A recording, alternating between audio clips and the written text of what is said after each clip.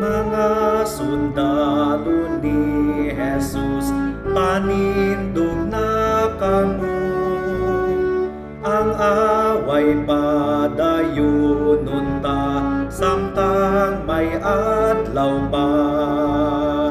Pagsuklan ta ang kaaway sa bugos nga kusog. Pagtuo nga oy pagdaog ning kalibutan ta. Ang atong pagsalig, ang atong pagtuo, maoy makabuntog sa yutanon nga gahom. Ang gugma niya bandila ta, espada pulong niya.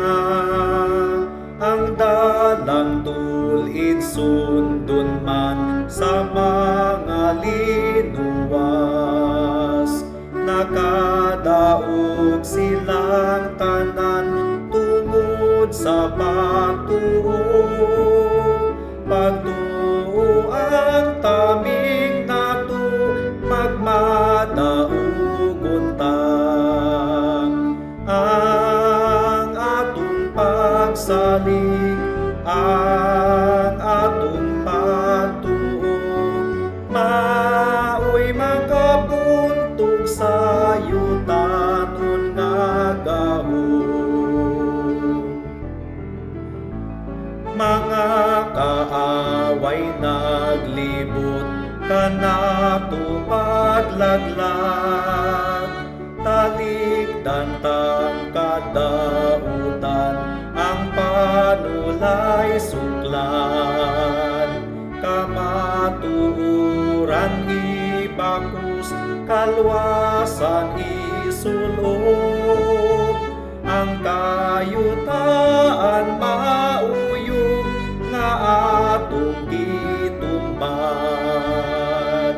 Ang atong pagsalig, ang atong pagtuo, maoy makabuntog sa yutanon nga gahom.